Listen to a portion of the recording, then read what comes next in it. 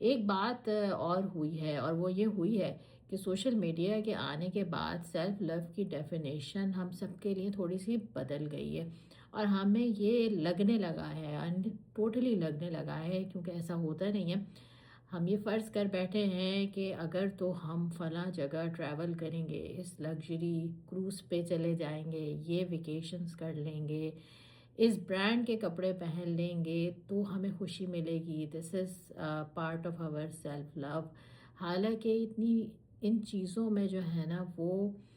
ہماری خوشی نہیں چھپی ہوئی ہوتی۔ یہ جو سیلف لو کے طریقے ہوتے ہیں یا خود سے محبت کرنے کے طریقے ہوتے ہیں، یہ بڑے سمپل ہوتے ہیں۔ یہ ایک چائے کا کپ بھی ہو سکتا ہے، آپ کی پسندیدہ کافی شاپ بھی ہو سکتی ہے جناب، ایک کتاب بھی ہو سکتی ہے جو آپ بہت دن سے پڑھنا چاہ رہے تھے یا ریڈ کرنا چاہ رہے تھے، کوئی مووی بھی ہو سکتی ہے جو آپ کو آپ کے بچپن کی، لڑکپن کی، بہن بھائیوں کی یا گھر والوں کی یاد دلا دے،